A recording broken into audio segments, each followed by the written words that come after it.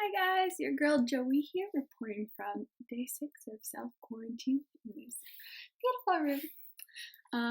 I already cut off about 5 good inches of my hair yesterday in avoidance of making this video, and so I figured I should probably just go ahead and actually do it before I do something else spontaneous that I really regret. Whoopsies. Anyways, I decided to make this video because I know there are a lot of you guys out there who are in the same boat as me. Your work or your school got shut down and you're trying to do your due diligence and self-isolating, but you're starting to go a little bit crazy. And I get it. Like most students, my school shut down a week and a half ago, and for me, this meant having to pack up all my stuff. It meant having to say some really hard and unexpected goodbyes. It meant having to cancel 2 flights and then booking a new flight, driving 14 hours down to Texas, and then flying home finally. And then it meant having to deal with like stress and anxiety of just stepping back into situations that I wasn't anticipating to have to step into right away. And then on top of all that, getting to sit in my room for 2 weeks. So as much as I hate to admit it, I definitely had a lot of frustration and I definitely complained inwardly a lot more than I probably should have.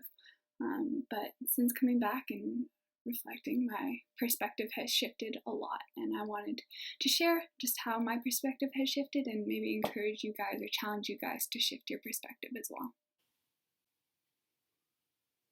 As many of you guys know, I am a Christian, and so anytime I'm feeling some sort of way or getting stuck in my head or I'm in some kind of mood, I really like to just stop and sit down, self-reflect, but talk with the Lord. And so, big surprise, as soon as I got home, I opened up my Bible and my journal and I just started really pouring out my heart to God. And literally less than 5 minutes in, God was like, hey Joelle, like how many times in this past 2 months have you asked me for more time? How many times have you asked me for just space to sit down and to think and to be intentional? And I was like, wow, God, you're right. And the more I reflected on this, the more I realized that this is really a lot more of an opportunity, or as I titled in the video, an invitation than I initially understood it to be.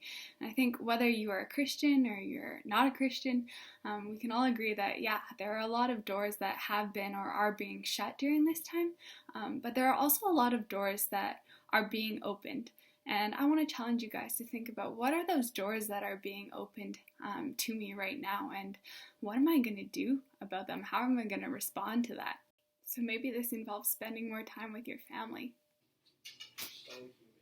rebuilding friendships. Please pretend this is a video call. Taking some time to dream, developing a new talent, dealing with past hurts, dealing with practical things that you usually put off, like getting your taxes done.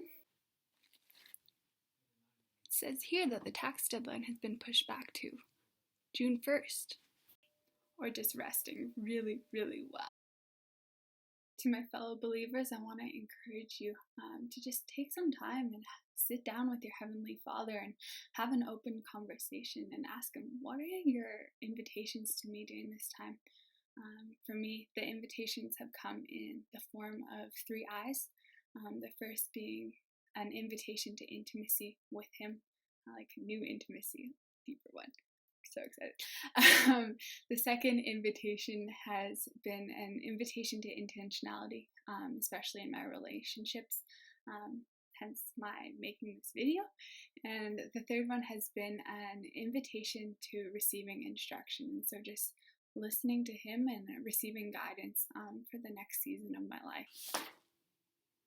The chances are that His invitation is completely different for you than it is for me. So I really encourage you to sit down and just to have that open conversation with Him, and to remember that the invitation He has for you might not be to step up and to do something new or do something big, but actually to sit back and to receive something from Him. That was free.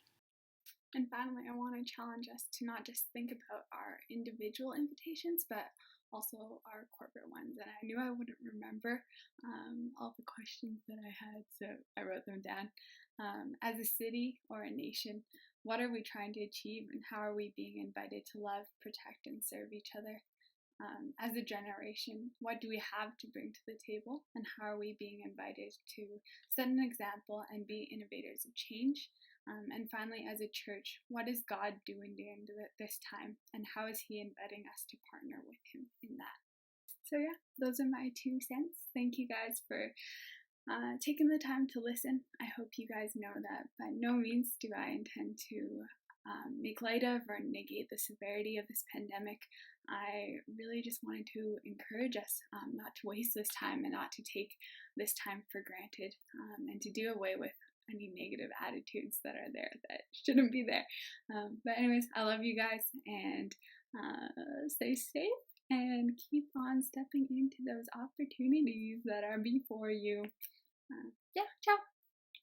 Oh, and P.S. if you are lonely or bored or just want to laugh, I would love to chat, so hit me up.